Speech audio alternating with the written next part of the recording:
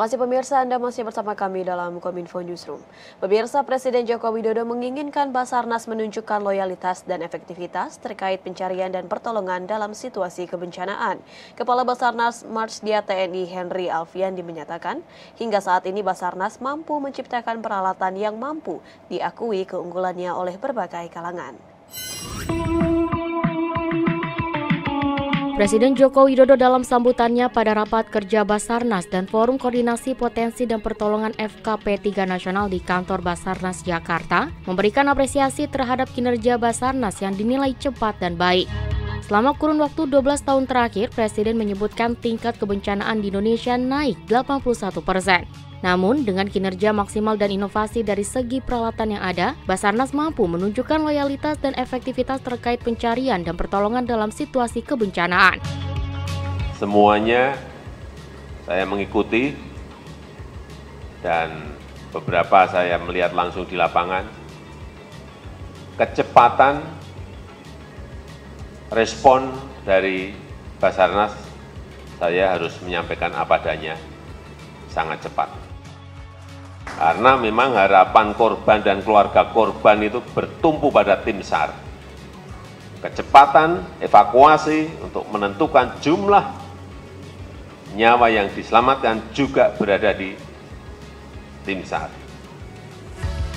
Kepala Basarnas Marsdia TNI Henry Alfiandi menyebutkan Basarnas hingga saat ini fokus pada pengembangan peralatan yang ada, meskipun dengan anggaran yang terbatas. Dengan upaya yang optimal, Basarnas mampu menciptakan peralatan yang mampu diakui keunggulannya oleh berbagai kalangan.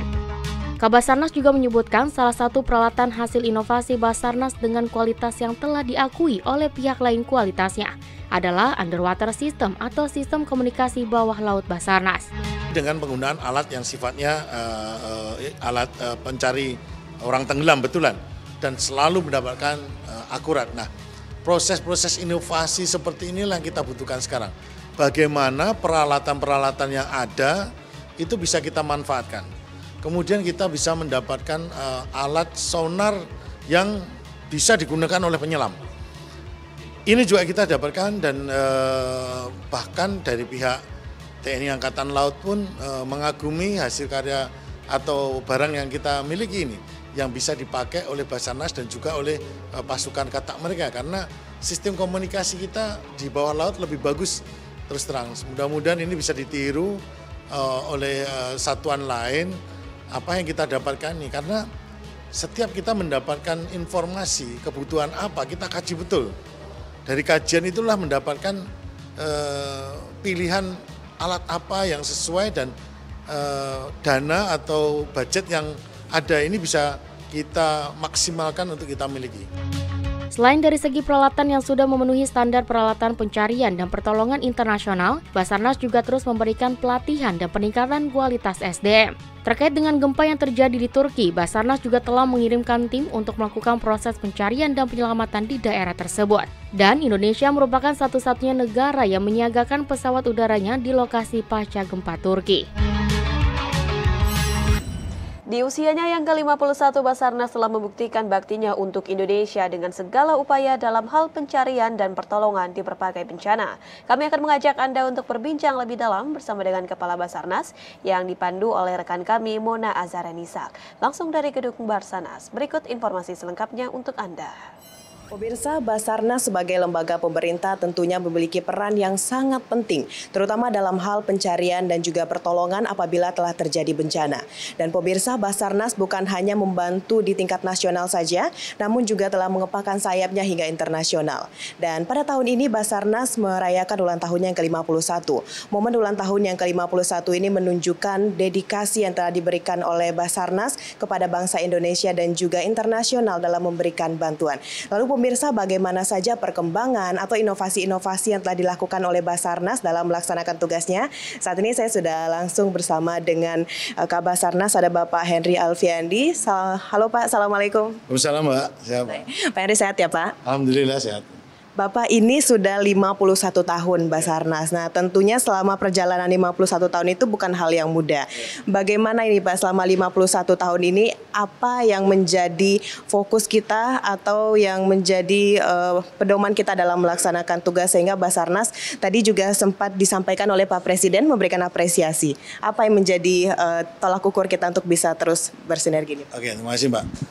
Yang pertama begini Pak, ketika saya mendapatkan jabatan sebagai Kepala Basarnas, saya berpikir pada saat itu apa sih core value ya, inti dari nilai Basarnas itu bagi kepentingan masyarakat dan juga sebagai alat pemerintah itu apa sebetulnya.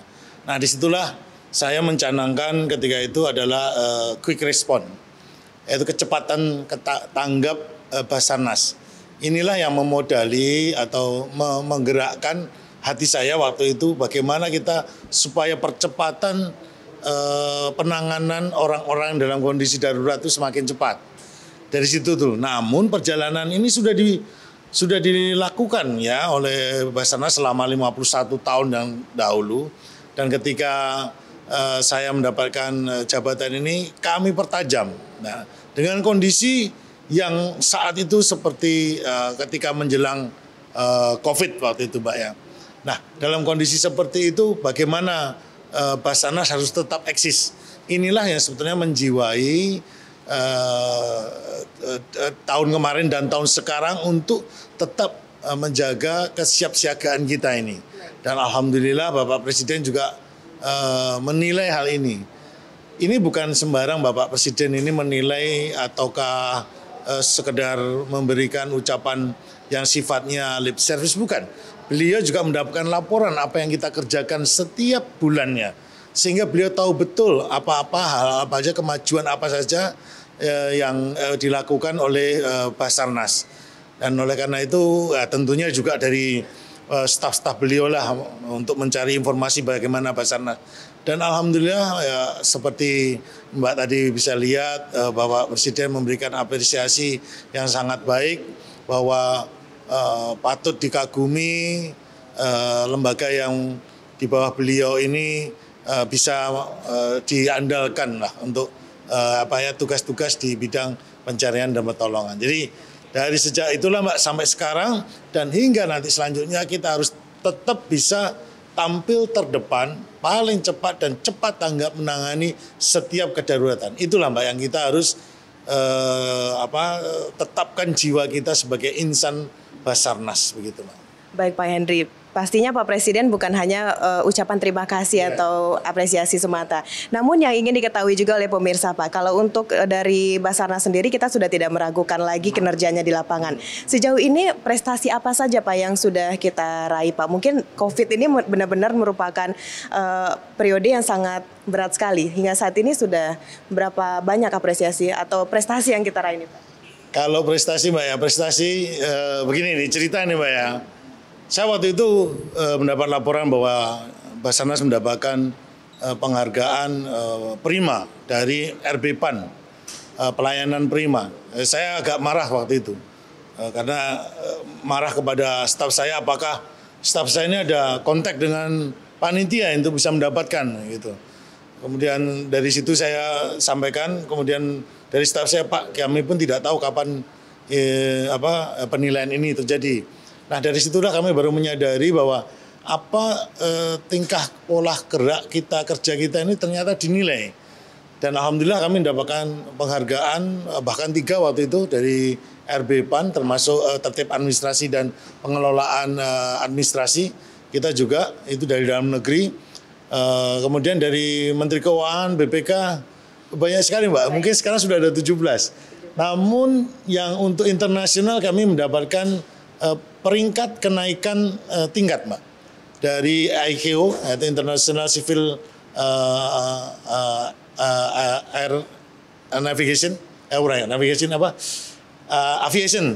Aviation itu menilai Indonesia pada peringkat 4 bukan dunia nih, Asia Pasifik. Jadi Indonesia menjadi peringkat keempat di dalam penanganan kebencanaan search and rescue di bidang transportasi udara seluruh Asia Pasifik. kita berada di bawah Singapura, yaitu Amerika, Australia, Singapura, dan Indonesia. Ini sebuah capaian yang menurut saya perlu diakui lah, bahwa kemampuan Basarnas ini sudah merambah ke internasional. Selanjutnya kita juga Basarnas ini sudah masuk kepada medium level INSARAG, International Search Rescue Advisory Group. Ini di bawah komando dari PBB. Seperti sekarang kita langsung bisa mengirimkan tim Basarnas ke Turki sebanyak 48 orang. Ini adalah tugas yang menurut saya tidak mudah, Mbak. Karena untuk mencapai standar internasional ini masing-masing personil kita harus lulus uji dan peralatan juga lulus standarisasi dari pihak INSARAG. Nah, hal ini dah prestasi yang bisa kita capai. Tapi bagi saya ini adalah hal yang biasa ya Mbak ya. Memang kita harus meningkatkan terus, bukan prestasi yang kita kejar, memang karya nyata. Biarkanlah lembaga-lembaga atau orang-orang atau kumpulan masyarakat yang menilai. Itu adalah semboyan kami, karena kami tidak boleh hanya istilahnya puas dengan tercapainya mendapatkan sebuah penghargaan. Bukan Pak, tetapi kita memang mereka sendirilah yang menilai. Itulah yang bisa saya sampaikan kepada anak buah insan Basarnas, bahwa kinerja kita sudah diakui dan ini tetap harus dipertahankan dan terus ditingkatkan di masa yang akan datang. Baik, Pak Henry tadi juga telah menyampaikan pemirsa bahwa kita juga mengirim tim ke Turki ya Pak. Ya. Nah, ini kita juga ingin tahu Pak Henry, apa langkah yang kita lakukan untuk peningkatan SDM kita yang ada di Indonesia ini, dan juga kita memantau perkembangan dari alat-alat untuk dilakukan pencarian dan pertolongan lagi. Bagaimana langkah yang kita lakukan selama ini? Ya, pertama memang petugas atau pegawai Basarnas ini kan ASN Mbak ya, aparatur sipil negara, atau dulu dikatakan pegawai negeri, PNS. Nah, dalam rekrutmen ini kita harus bisa menseleksi orang-orang yang kita inginkan.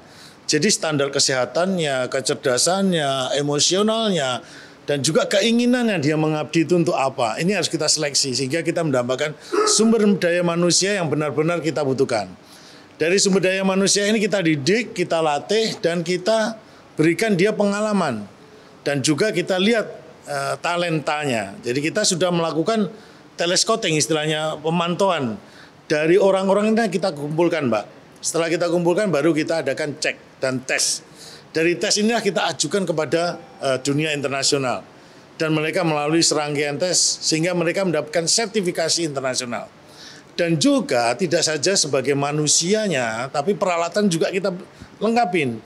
Oleh karena itu tadi juga oleh Bapak Presiden meminta kepada saya bagaimana Basarnas ini bisa peringkatnya naik ke heavy class. Kita naik medium class ke heavy class. Saya sampaikan juga apa saja yang perlu disiapkan. Bapak Presiden bertanya seperti itu, saya sampaikan, izin Bapak, kami akan siapkan sumber daya manusia dan peralatan yang memenuhi standar internasional sehingga kelas Basarnas bisa ke heavy. Kita bisa memberikan bantuan ke luar negeri, juga tentunya di dalam negeri, secara tingkat yang lebih besar lagi. Begitu, Pak. Itulah. Baik. Tentu kita berharap dengan segala inovasi yang telah dilakukan oleh Basarnas ini benar-benar bisa memberikan dedikasinya dalam hal pencarian dan pertolongan. Terima kasih Pak Henry telah berdiskusi bersama Kominfo Newsroom. Kita juga mengucapkan selamat ulang tahun yang ke-51 untuk Basarnas. Baik. Pemirsa, itulah dialog kita bersama dengan Bapak Heri Alfiandri selaku Kabasarnas, dan setelah jeda pariwara kami akan kembali dengan berbagai informasi lainnya. Tetaplah bersama Kominfo Newsroom.